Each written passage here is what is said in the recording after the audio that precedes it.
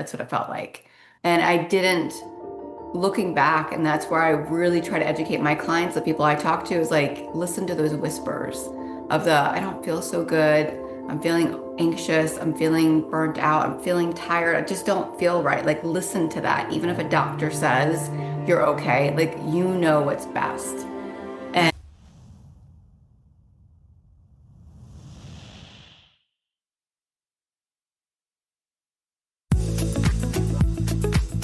Hi, I'm Lennis Woods Mullins, and I love to help women to vibe, to be more vibrant, intuitive, beautiful, and empowered in midlife. So come on, let's vibe.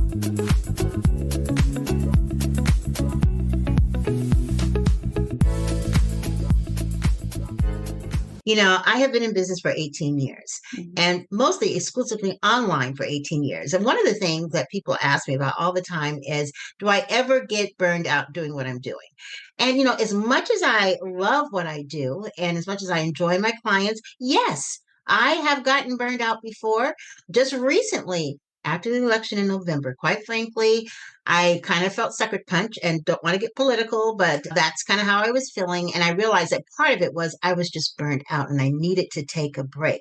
But the question is, what do we do or how do we get past that burnout, especially as entrepreneurs, to be able to keep moving forward and be able to be of value to others that we might work with or come across in our businesses, but most importantly, to be of value to ourselves. Because if we're not taking care of ourselves first, then everything else goes to hell in a handbasket. That's why I'm so excited to talk with Andrea Joy. She is a certified health and mindset coach, and she helps women to get past their burnout. And I'm so excited to have you here. I know you have quite a story, Andrea, around your lupus and other things that you've gone through to get you to where you are today. So thank you so much for being here and sharing your testimony and story. thank you so much. I really appreciate it. This is a topic that I love talking about. So, one, thank you for giving me the space to talk about it and share my journey. And two, I hope this helps somebody, going through burnout or just feeling tired, honestly, not even knowing that they're burnt out. I think that's Yeah, too. sometimes you can get so burned out that you don't know. It's kind of like when you're kids, you're so tired, you don't know you're tired, you're still running around in circles and all that kind of stuff. And the parents are like, I know they're tired. But sometimes we get so much into the stories that we tell ourselves in our mind. I'm not tired, I'm not tired, I'm not burned out, I'm going to blah, blah, blah, blah. And next thing you know, you have an event like I did Right. back 18 years ago before I started my business. The reason why I started my business was because I was diagnosed with an anxiety disorder. And I Mm. decided to take a year off of work. And my audience knows this. I took a year off of work. And during that time, I began to peel back the layers of causation. And one of the things I realized that I was totally burned out, totally stressed out, and I needed to make some changes. And I did. Like I was able to make the change, open this business, and 18 years later, here I am. But tell us a little bit about you and how you came to have this particular expertise in helping with women with their mindset and also overcoming burnout or maybe even preventing burnout. Yeah, ideally preventing, right? That's why I got into this was I became so burnt out and so sick, and I call it the whispers, feeling fatigued, just feeling, I don't know, like I have to constantly push through, which is not a good feeling. Just knowing I'm not truly, that I really just didn't know how to take care of myself and I didn't make the time to learn. And I think some women think, okay, well, I'm working out or I'm trying to eat, I'm eating salads and, I'm doing the best I can, but they're really just not aware how to do it too. So for me, I had that mindset early on of push through, overdo, overaccomplish list, like just do, do, do. And it was good to be motivated, but I didn't learn that balance. I didn't know how to take care of myself. I didn't know what burnt out looked like. I thought if you were tired, well, this is part of it. It's because I'm working hard. It's that whole, I'm not a fan of that work hard, play hard mentality. I feel like it's work smart, understand yourself, get to know yourself, know like when your limits are, understand when your body is talking to you, Mhm. just being very aware. I didn't know that. So I opened an insurance agency when I was around 26 years old. And about a year into it, my mom got really sick with stage 4 cancer. So I was juggling the business. I was juggling cancer, which we had seen in my family, but I really didn't know much about. Didn't know much about treatment. Didn't know much about owning a business at 26, but I knew how to work hard. Years later, I started to feel the fatigue. I started to feel the joint pain, the inflammation, and by 30, I was really feeling all the things. They said that the lupus, they told me that, you need to have some more symptoms, like really get worse is what the doctors were telling me. They also said you have hypothyroidism. This is normal. Like that's the worst part. Like I just thought, like, I'm not sure I understand what the doctors are talking about because one, as a female, I felt like, well, you're just stressed, you're fine. There's not really anything wrong. I didn't feel heard. And then two, it was like, well, just take medication for it. And in my mind, it just didn't make sense. Like I was like, I thought you're just supposed to come to doctors. Like I never really dealt with any type of serious illness. I'd seen what my mom went through, and I knew to work hard. I grew up with learning how to work hard, and you push through. So after years of that, starting to get diagnoses and realize that I was exposed to mold, I was dealing with Lyme disease, I was Mm, dealing with leaky gut, so I wasn't absorbing my nutrients the food I was eating. And I had like this inflammation, like almost burning throughout my body. That's what it felt like. And I didn't, looking back, and that's where I really try to educate my clients, the people I talk to, is like, listen to those whispers of I don't feel so good. I'm feeling anxious. I'm feeling burnt out. I'm feeling tired. I just don't feel right. Like, listen to that. Even if a doctor says you're okay, like, what's best. that's And right. yeah, so it took me a while. I saw a lot of traditional doctors that wanted to give me medication, did scans, and said, you're fine for about 2 years. And then I went into functional medicine doctors and more holistic root cause. And that's where they're able to diagnose me with Yes. over 5 autoimmune diseases. I'm glad you mentioned that too, because a lot of people don't understand that our traditionally trained doctors are normally trained to treat symptoms and to get you to feeling better enough so that you can function. But they're not necessarily trained to peel back the layers for causation. Sometimes they come across the causation based upon their years of experience, but it's not necessarily the focus of their training. Right. Whereas holistic doctors or functional medicine doctors, they're trained to peel back the layers to go to causation. That's why they approach things from a mind, body, spirit perspective and take a look at the whole continuum of information and not just the symptoms themselves. And I am not anti AMA. I have doctors on my team on the V.I.B.E Wellness Woman Network. I've got several doctors, but over the years, they have become integrative to take Mhm. into consideration some of those other components that might be contributing to our symptoms. And that really does help for a better diagnosis. So I just wanted to, first of all, say congratulations in figuring out what to do, but to also to explain to all of you V.I.B.E listeners out there that, I think both are necessary, because doctors can prescribe, because sometimes we just need those medications to get us out of that situation so that we can maybe take more advantage of the holistic approach. We need both. We definitely need both. Right. And I just love what you said about the fact that going to the functional medicine doctor really got you to take a look at a chance to find out more about causation. So once I'm wondering, what do you think was the trigger for all of these different things that were beginning to happen to your body? I mean, so many things, honestly. One was I never really learned about my mindset and creating mindfulness. Didn't Mm, really like, I don't even know if I even heard that word back then. It was quite a few years ago, but I had no idea how to breathe properly. So I was shallow breathing. I wasn't breathing through the belly. So that was mm, causing, I had just started therapy, because my mom was diagnosed. So we did go to therapy, which was really, really beneficial. So I started understanding more of like my childhood and how I learned, just how basically how I saw my parents handle stress and how that's all we know. So understanding myself more of like, okay, this is what stress is like. This is what's coming up. This is what it feels like. Here's tools. I had no toolbox. I knew how to, yes. yeah, I love that terminology. I talk to my clients all the time and on the lives I do on TikTok about having a self care plan or toolbox, especially as you age. Some of those things in your toolbox or self care plan you may not use right away, but you know that they're there and you can yes. always explore. And the thing about living holistically is there's so many different kinds of things that might be helpful. And when you began to really explore what things might be helpful. Where did you start? Because you had several things that were going on. Did you try to tackle them all at once or did you take one thing at a time? I took one thing at a time as best as I could. I love functional doctors. Like you said, honestly, it's working with the doctor, most importantly to me, that hears you, that listens, one, whether they're functional or not. But not always, in my experience, functional wasn't always the route to go because they can go to the extreme as well. And I went to one functional doctor, or I flew from Florida to Washington State for 3 years for treatment to a Mm. chronic illness clinic. And I learned so much, but they never really addressed nutrition. They addressed mindset a little bit. It was a lot of doing like lymphatic system and IVs and different things like that. And it could be very stressing on the body as well.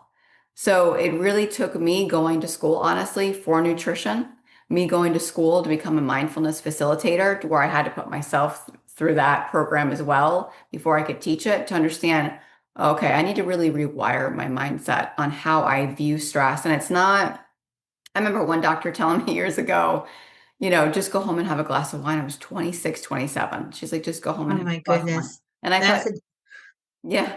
that's a recipe for other issues later. Yes. Yes, and luckily I knew better in that sense. Okay, like my thought was it always root cause. Maybe to the extreme at some point. Like I was never a big fan of, taking a medication for anything, but I do think there's a time and a place, like you said. I had breast implants that I didn't know were also, I can't say they were making me like super sick, but they definitely were a stress on the body and something foreign that was not helping me heal. So I had those removed. So yeah, I just kept kind of exploring and taking one thing at a time. And then I would do one thing and they're like, it was probably too soon to do this. But so I didn't, looking back on it, I didn't obviously know what was next. I just did my best in the moment. It was also new to me. I didn't know anybody else that was really that sick. Most of the doctors I went to in functional were like, you're too young to be this sick. But when I started going to bigger clinics, I started to understand there was a lot of motivated women in these places that were really helping, right? We were wanting to give to everyone else and people please and do for others. And we tend to come last. That's And I right. was That's like, why I mentioned absolutely. And yep. it's interesting because people don't realize that everything is really interconnected. Yes. And it's kind of like a domino effect. One thing happens, and then next thing you know, another and another and another, and then next thing you know, you're literally flat on your back because it's the idea of listening to your body. And it's interesting because you're right. The couple of things you said that really resonate with me. For instance, the breathing part. I say all the time, and I stand on this until I feel it's going to change. We are a nation of non-breathers, Yes. especially these days. We are holding our breaths for the next thing. You know, waiting for the next thing to happen. And there's been a lot of shoes dropping lately, regardless of how you feel about it, what you think is right or wrong. I think we can all agree that Yeah. in 2025, and where I think we're in April of 2025, depending on when you listen to this, but when I say April 2025, most people in the world will realize what I'm talking about when I say that here in the United States, it has been extremely stressful. And as a result, I have seen people with gut issues. I've seen people with sleepless issues, lack of focus and clarity. And when the gut goes, so goes the rest of the Yes. body over Yes. time. Absolutely. But these are not things that we think about on a regular basis. So when you're talking to your clients, what kinds of things do you tell them are basically almost like non negotiables that they have to do to begin to take better care of themselves? Honestly, first I start with if they want to work with me, non-negotiable is you have to be willing to make some changes. Because I've had people come to Hmm, me and say, I good want this point. and I want that, but they don't want to make the change. And I Right. know it's hard, but I just need baby steps. I just need them to get a little bit out of the comfort zone. So that's first, that's a non-negotiable. The rest is slowly working towards removing things like sugar and gluten and dairy, those inflammatory foods that usually cause gut issues. And we forget it also causes anxiety and depression. So it's very, very important to look at those foods that are causing the processed foods that are loaded with so much preservatives and honestly just junk in there. So that's the first thing as we look at nutrition and what are they eating? Because every bite either feeds disease or fights disease. It is super important, especially what we're drinking as well. People overlook like maybe having juice and thinking orange juice is healthy and things like that. So we really dive into that. And then we look at the mindset part because I could talk to them all day about what to eat and how this will help their not only their physical body but their mind, but understanding that the mindset is that long-term tool that's going to help you accomplish all those things. Because especially during the pandemic, I saw people working out, which is wonderful, exercising, but even the men that I work with, I'm like, we're so focused on building muscle in our body, but what about our mind? What about Right. that muscle of coming back to the present consistently instead of worrying about the future or the past. You are So speaking my language. I talk about good. that all the time, the importance of being present, because it Mhm. takes so much energy to be worried about the past, which you cannot change, and the future, which you cannot predict. So why not go ahead and put all your energy on the present? When I was going through trying to figure out how to deal with my anxiety, one of the first things I learned was the importance of presence, staying present. And there were certain exercises I would do to bring myself back to the present because I didn't think I was worrying, but when I take a look at what my lifestyle was back then, raising four children, climbing high in the corporate ladder, being very successful on my second marriage, had a huge house with a pool and a big mortgage and all that stuff, daughter getting ready to go to college. And then I had this anxiety every single morning. I would wake up feeling like I was going straight downhill in a roller coaster with no restraints. For years, I felt that way. And I pushed back that feeling, thinking that, oh, well, everybody feels like that, right? Right. And yeah, that's something that we tell ourselves. It's not a big deal. I don't have time. Da, da, da, the Mad Hatter, Mad Hair. I don't have time. Until one day, you push those things into your emotional closet. And one day you open up the closet, how things are when you have a stuffed closet. You say you're going to clean it out, right? Never do. You open the closet to put one more thing in there and everything falls out. You're like, Mhm. okay, no problem. I can put it back in. But in my case, I couldn't put things back in my emotional closet. It was out there.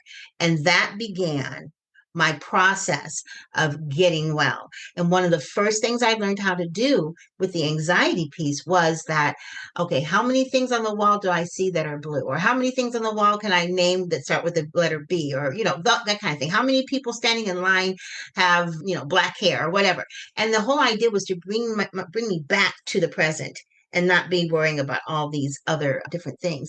And it's interesting because I'm sure because you work with entrepreneurs have a tendency to operate in these three different realms of reality, which is maybe good because you have to be somewhat visionary and you have to learn from the past, but it really takes a lot of effort to do that. What kinds of advice do you give entrepreneurs in particular to keep them from burning out when it comes to living in those altered realities all the time? Yeah, I mean, I agree. They definitely do. And it's like you said, it's the weight of the home, the personal stuff, the marriages, the kids, plus the business. And it's a heavy weight. I love how you call it, to refer to it as a closet. I always refer to it as a stress backpack. And Mhm. like we have so much in our backpack and eventually it weighs us down, we fall over because we don't Mhm. unpack the backpack. So I teach them how to unpack things. Most Mm. important, though, I will say first thing is I teach them to give themselves grace, to be Mhm. kind to themselves. Like give themselves a little bit, like not to have such high expectations and put that on themselves. So when they mess up or something isn't right, to just give themselves some grace and to breathe. So we do a lot of breathing exercises. I love what you said about looking around the room. I will teach them to breathe, like especially when they're driving, because I get a lot of entrepreneurs, like you said, they've got the kids, they're like, I don't have time to do this. I don't have time to take care of myself. I get a lot and I get it. So I tell them, let's weave it into your life. Let's talk about doing it in the shower while you're driving, while you're folding clothes. So, even myself, like when I notice myself slipping into the future or the past, I have fun with the breath work. So I'll count. Let's see how slow I can go when I'm breathing out. Let's see how slow I can go. And I get curious about it. So that curiosity is so powerful too, because the unknown can be so scary. And Mm. especially right now, right? The unknown can be very scary. And we are afraid of that unknown and we let that fear take over. It's crippling.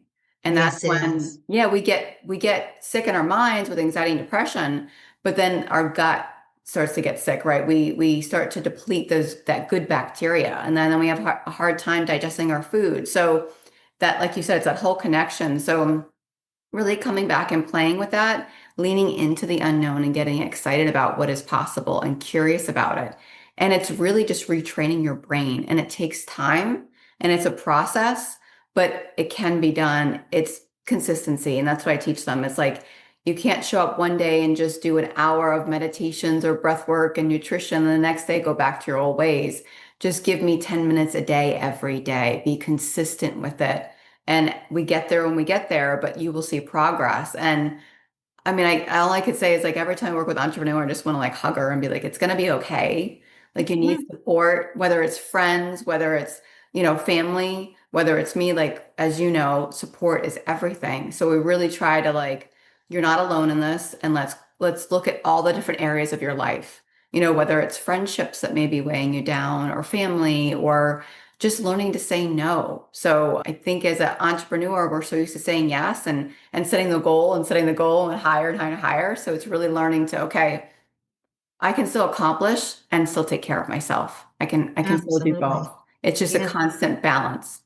Yeah, I love everything that you said. And I was wondering, a lot of people don't really do not understand the connections and how our body works and, and how these things are all interrelated. So I was wondering if you could explain the commonality with stress, gut health, and nutrition.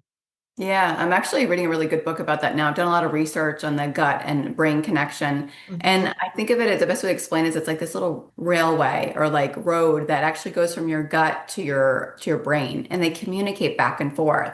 So like when you get nervous about doing a speech and you get butterflies in your stomach and your stomach's upset, or you get that really phone call, from a family member that's upsetting and immediately you feel sick to your stomach, right? So there's that communication back and forth that we don't realize it when we eat something that could actually make us anxious. So people say, well, what kind of triggered me, made me feel like anxious or depressed today? It could have been something you ate, right? So it works back and forth, or our mindset, we could be thinking about something that upsets our stomach and immediately like it's amazing how people will say, I did this and I was, I got anxious and it really, just took over. And it's like, what were you doing? Well, I really wasn't doing much, but my thought. And then that thought will trigger an emotion. And that emotion will then trigger an action. So we really have to be mindful of those thoughts. But that connection, they're always communicating. It's very real. I can remember my anxiety was mostly caused because of hormones, menopausal Mhm. anxiety. Although I wasn't diagnosed for years later, even after I left my job and started my business, it wasn't maybe about 7 years into my business because I started in 2009 that I was interviewing somebody just like this. Mhm. And she was a holistic doctor and she mentioned menopausal anxiety. I was like, what? I said, wait a minute, stop the podcast for a second. What is that? And so she explained it to me, and I was like, "Oh my gosh, I can't recall how many times I've been to my gynecologist, that I'd been to, of course, definitely my therapist, and I'm just, trying to figure out how to get rid of this feeling." And I did over time using other holistic practices, but no one ever told me about the possibility that one of the reasons why I was feeling my anxiety was because of my high cortisol levels. I Mhm. had no idea. Once I found that, then I began to do the things that were necessary to begin to drive down those cortisols. Sometimes it's knowing the right questions to ask when you go to your doctors. But I mean, how would I know to ask that question? I didn't have that level of experience. And I was a wellness coach for a good 6, 7 years at that time, but it just had not been brought to my attention. It wasn't in any of my training. So given that, how can entrepreneurs or just women in general help their practitioners identify what's going on with them? What kinds of things do they need to be saying? You should have a lot of experience in this because you had to explain yourself over and over again. What are the main things they need to know to be able to help them diagnose them? I think the first thing is not being afraid to speak up. I saw both my parents go through that, and maybe I think they were raised with that the doctor's always right kind of mentality, which I understand. Oh, Yes, and I don't get me wrong, I have so much respect, but at the same time, like we're our own advocates. So they're not in our bodies, they can't feel what we're feeling mentally, physically. So I think first it's not being afraid to like speak up and say, hey, this is what's going on, instead of just going through the routine mhm. questions they ask. I think also preparation beforehand. Because you get in there, and if you're going to a traditional doctor, you're only getting so much time. So you kind of feel rushed, right? And you're like, oh, I got to ask, but I don't know what to ask. I'm nervous. So preparation before an appointment. If you're going to a functional doctor, same thing, but preparation before writing your notes down, even maybe a month before the appointment, writing down like symptoms and things that are coming up so you don't forget. So then I'm writing some questions, trying to do some preparation before the appointment. And then getting in there, just asking them things like, okay, you recommended this medication or you recommended this. What are the side effects? What are the possibilities? Mm, Could mhm, happen. Like really asking those deep questions that they tend to kind of glaze over, but mhm. really, and then, how long would I be on this? Like, could this, what are the long-term effects? doing your research when you get home. That's a good one because we mentioned this kind of earlier about introducing things into the system that are not natural and Mhm. how that impacts your body over time because it is a foreign agent. No matter how you look at it, even if it might be helping you with one symptom, the chances of it causing other issues later is very real. So asking the doctor and setting the expectation, not just how long does he expect you to be on it, but how at a certain point in time, even before the cutoff point of that medication, you want to touch base with him to see, do I really still need this medication? Because what happens sometimes is that people will be on medication for years. I mean, they do a medication review maybe once a year, and you don't say anything, so the doctor continues it. That is not supposed to be the way you do it. Even if you're someone that has, let's say, high blood pressure, you know it's hereditary and you just need that extra help. I get it, but what happens over time with any kind of medications, it begins to impact how the rest of your organs work and the overall wellness of your organs. And sometimes you might need to have a change in the prescription. You're still on the prescription, but it's different because what you're using now isn't working as well. I'm telling you, people don't think about this stuff, and the doctors don't necessarily bring it up, not because they don't know, but because in most cases, managed care, they don't have a lot of time. They have these Right. protocols. You got to do this. Then we Yeah. got to go to the next patient. Yeah. So it's really great. If you were to give advice to entrepreneurs, especially, and women over 40, since this is who mostly listens to the podcast, what would be your top three things that they need to do and to be thinking about in order to make sure that they're on the right track with their overall wellness? Can I go back? Would you mind if I go back real quick on? Sure. Yeah, Yes. sorry. But I was just thinking of like my mom had stage 4 cancer and thankfully survived it. And a few years ago, we went and she had a scan done and they found something in her lung. And immediately the oncologist said, well, it's back. We need to do a lung biopsy. And I said, I had just started doing a lot of mindfulness and meditation a few months earlier. And I was like, no, we're not going to panic. You don't know that for sure. Doing it, they could puncture your lung the way they wanted to do the biopsy. So we went to see our pulmonologist instead. And I can still remember it because he, wonderful man, was very busy that day. And I just said, hey, can we just pause for a second? Can you look at the scan again? Can we just slowly look at this and really consider, does she really need the biopsy? I understand she had stage 4 cancer. This is very serious, but I just want to make sure you think it could be nothing else and she has to have it done. He looked at it and he said, you know what? I don't think we need to do it. I think we can wait and let's just monitor it. That was 3 years ago. Nothing ever came of it. So Wow. And that's that, all because you asked the question. right. And I just stopped for a second and paused and said, please don't rush us. Please don't push us. Please don't go to the worst case scenario. We've been down this road before. When she was diagnosed years ago, they gave her 3 weeks to live. So I had lived that with her while I was opening my business. So Mm. I learned from that and thought, no, not this time. I'm going to be mindful. I'm going to take a breath and step back. We're going to go at a slow pace. Nobody's pushing us to do anything. I appreciate their help. They've saved her life, but this is our journey. This is her journey. So just asking the doctor, can we just take a beat for a second and just look at this again? I think that's really, really important because so many people are being diagnosed with so much. It's a very scary situation. And in that moment, you go into fight or flight, and your Mm. brain goes from out here expanding to all these questions to very narrow focus. So you can't always think of what to say. So it's why it's important to have someone with you, ideally, too, for those, Yes, yeah, those important. definitely. Yeah, So because sorry, I sometimes just they wanted that, No, that, no, that was good. I'm yeah. glad you said that because that led me to think about something else. And that is, first of all, like you said, going prepared to the doctors, not being afraid to ask questions. But I'd like to say this as well. If you have a doctor who seems to get a little bit irritated with you asking questions and a little bit impatient about it and keeps repeating the same thing over and over again because he really doesn't want to or can't or won't answer your questions, I would say it's about time then to take a look and find another doctor. Yes. Okay. They are Yeah. not the end all or be all. They are very well educated in many cases. Many of them do care about you. They are good doctors, but maybe your style of how you want to manage your care doesn't match their style. And you need to take a look at that because the reality is, for as well educated as they are and as many experience they have with working with a myriad of women or people, they haven't worked with you and they're not the expert on Right. you. right, You are the expert on you, and there are as many ways to look at a diagnosis and prognosis of the same disease as there are people. That's the reality. And I yeah, always say it's why they call it a medical practice. Okay. Every right, single time there's a possibility that something might be a little bit different and a little bit off that they may not have a perception about because they're not you. And right. so that's why it's so important to come with your medical journal or your health journal or your food diary or whatever, Yeah. and to begin make and that reminds me, and I do want to ask that other question again, but I want to you said something about the kinds of foods that you eat that might exacerbate certain symptoms, let's say like anxiety.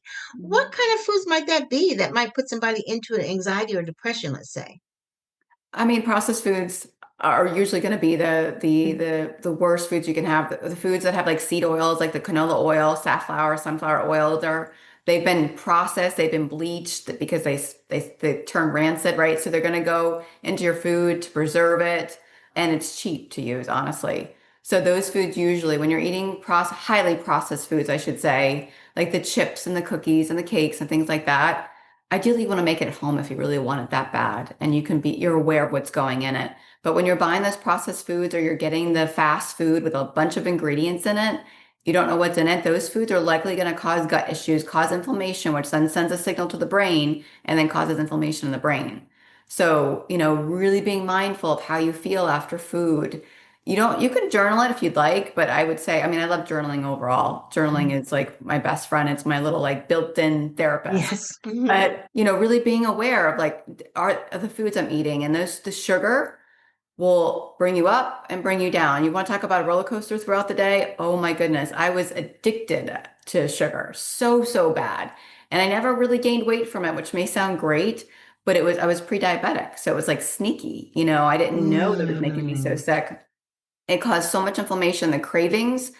That's all I could think about every day was when can I have sugar again? When can I have sugar again? And it's so that talk about like living in your mind and feeling kind of trapped. When I was able to, I haven't had actually any sugar of any kind for over a year. mm. So when I was able to really like shift my body and use fat to burn, fuel as fuel instead of sugar, that helped as well. That sugar really can make us go nuts. And it's in so much. We think we're having yogurt and that's okay, but the yogurt's flavored with so much sugar. Fruit, of course, is different, but I'm talking about that cane sugar or the juice in there, the fruit juice and all those extra sugars they put in ketchup and everything. So just being mindful and knowing, like you said, we really have to be our own advocate. We know what's best for us and starting to look at what are the ingredients in this. I dread looking at the front of any box, bag, or can or anything because it says natural and healthy and organic, and they get you with everything, which is so unfair. Turn it over, look at the ingredients and what they are. Just Exactly. yeah, I like mean, like for instance, there's no such thing as any kind of organic cookie unless you can tell me where you can go and grow a cookie. I Okay. If you know. can grow a cookie, then I'm sorry, I'm wrong. But until somebody, no one of you writes me and sends me an email, say, I have found a organic cookie that grows from the ground. I'm telling you right now, there's no such thing as an organic cookie. There may be some ingredients in it that might have been, maybe the raisins were raised organically, but the cookie itself is not organic. Okay. But it's interesting because here's another thing I wanted to ask you about. You've had an interesting nutritional background. You've Yeah, experimented on different things. And I was just wondering, why was that? Because you've been a vegan for about 5 years, you said. Then you went to vegetarianism, and then you went to keto, and now you're a carnivore.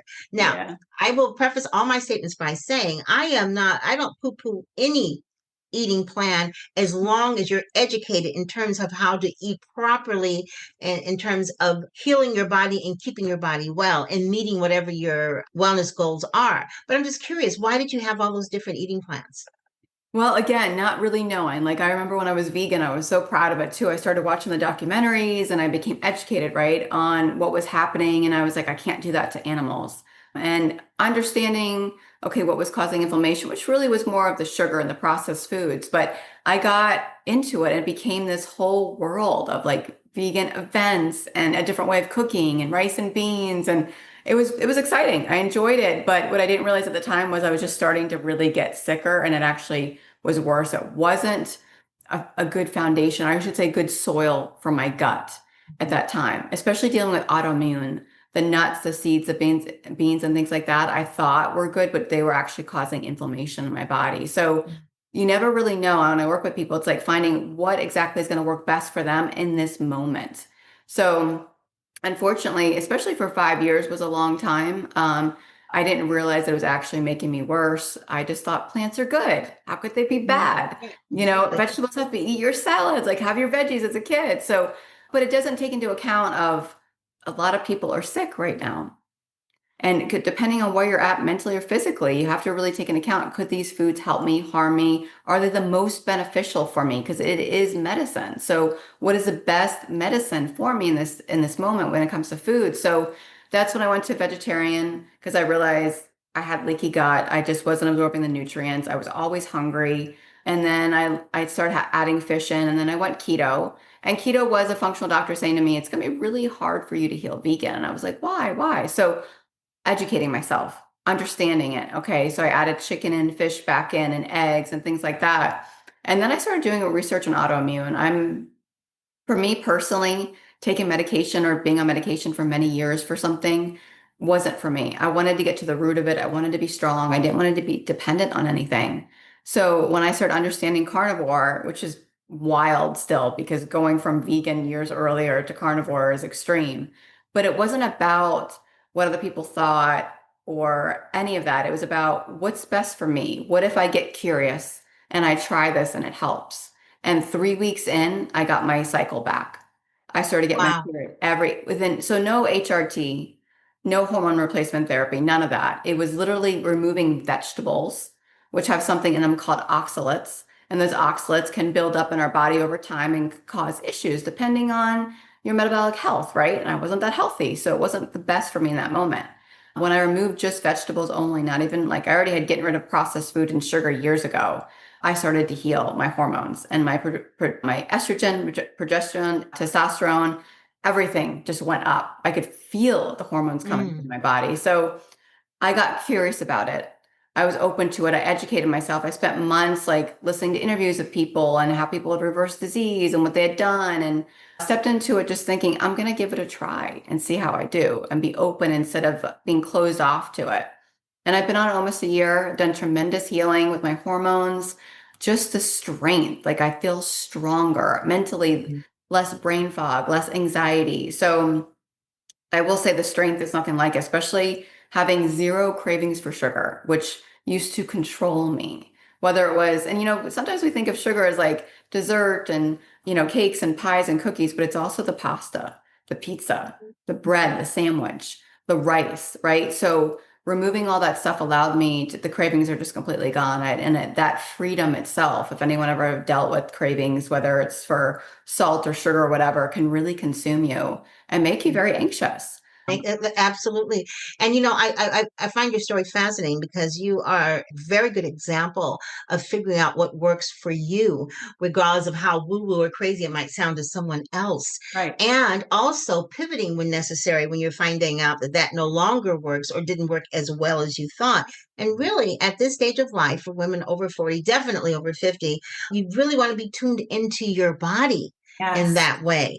I think sometimes we kind of take that for granted, the necessity to tune into your body and just figure out, okay, how am I feeling today?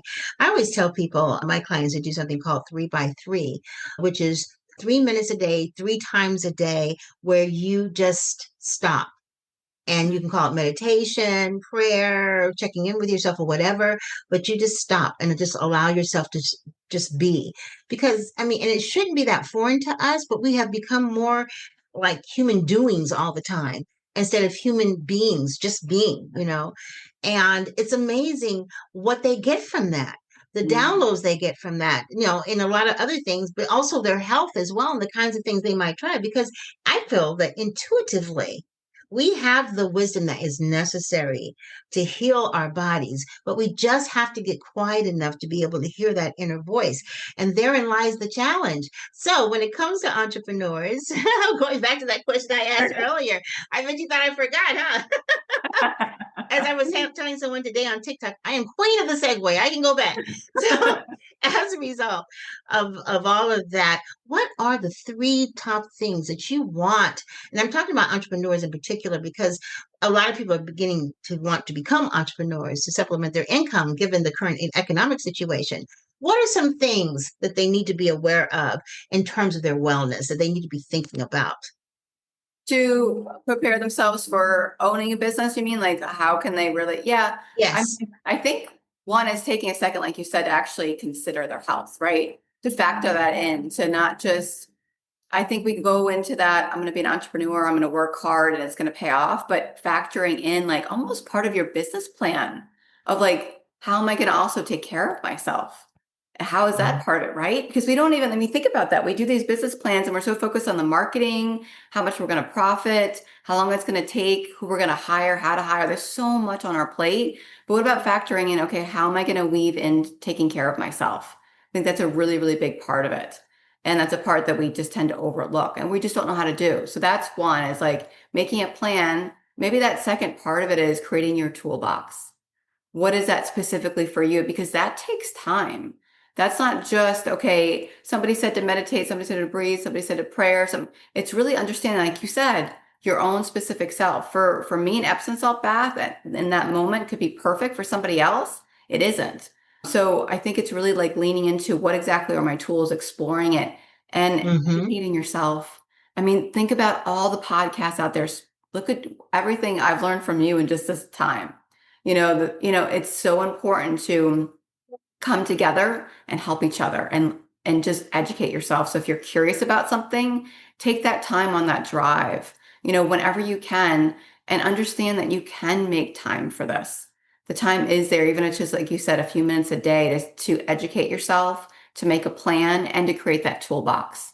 Those are all really important. And those tools will change as you get older, but I help people create a toolbox and I say to last a lifetime. That's the goal. Create a toolbox. You're going to keep tweaking it, and certain tools are going to be better than others. You might add some, take away some, but I think of it as like almost as like a life raft, really. And Mm-hmm. sometimes we go to the doctor and we get some medication or something as that life raft. We want a quick fix, and I get that. There is a time and a place, but that toolbox is there for you in that moment.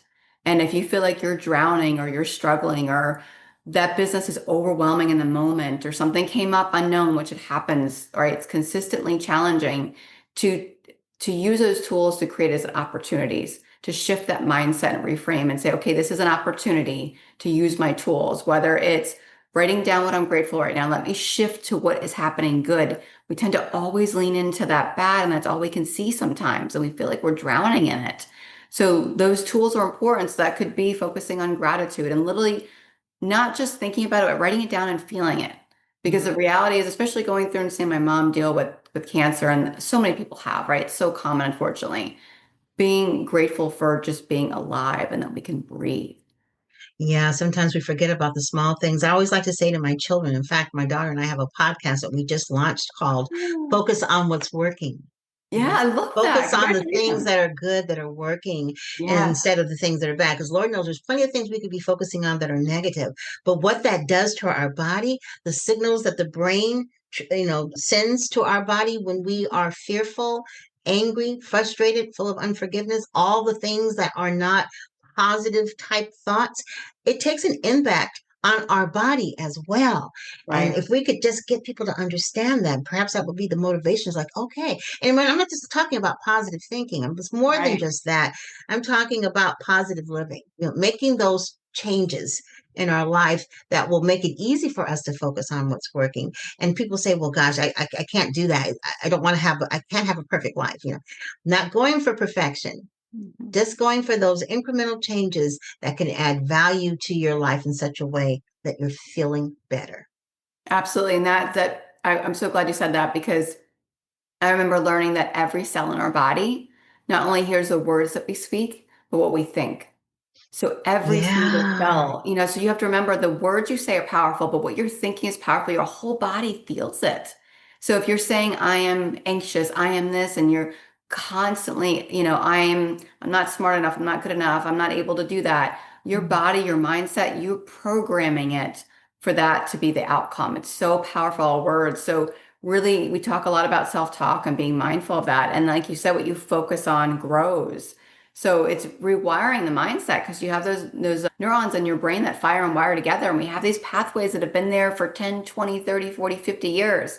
So we want to rewire them and look at, Right, yeah, rewire the neural pathways. It's one last thing I was going to say too that was really important. I thought was that you're absolutely right. The things that we think about, ponder on, consider all the time in our minds truly will come to pass. So right. why not change your, as they say, stinking thinking into something that is positive? It may not be there yet, but also learning to embrace where you are right now.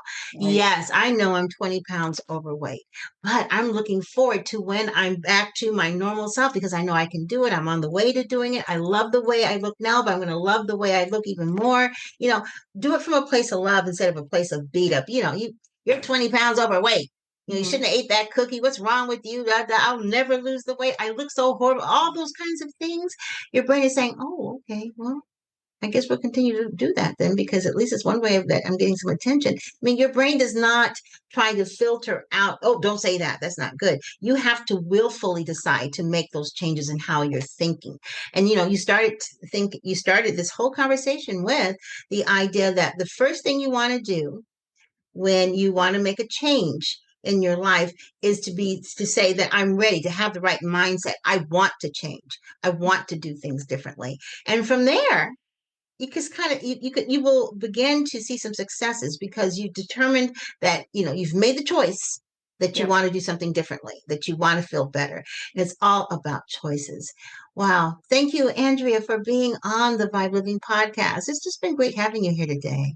Thank you. Yeah, it's always enjoyable talking to somebody that speaks the same language and understands it. Yeah. Yeah, it's fun. It's exciting, right? Because I'm so passionate about all this and I believe in it so much. Yes. So it's always nice to, and thank you for allowing me to be part of your community to share my story and hopefully some helpful tips for people and just knowing that they're going to be okay and support's really like for me, I got into this because I felt I didn't have much support under anyone understood what I was going through. Yeah. So Yeah. support, whether it's having your own business, your health, your mental health, anything, being a parent, whatever it might be, but support is so, so important. And especially working, I've always enjoyed like you've had your own story, working with Mhm. people that have actually went through it themselves.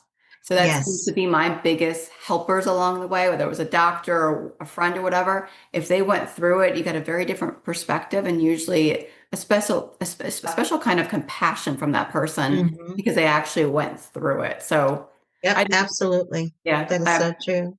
I appreciate you letting me be here today and it was so enjoyable. Oh, you're so welcome. And for those of you who want to find out more about Andrea Joy and her services, her link is there on the show page. Make sure you check it out. It's hard to find people that have that kind of background who have lived all the different things that we actually do go through as we age. So I'm so excited we got a chance to learn directly from someone who's experienced some of those things. Thanks so much for listening. Don't forget to go ahead and listen to the other things that are there on the page. We have hundreds, literally hundreds of podcasts from people who are experts in the field of mind, body, spirit wellness, especially when it comes to women over 40. Thanks so much for listening. And don't forget to vibe, everybody. Have a fantastic day.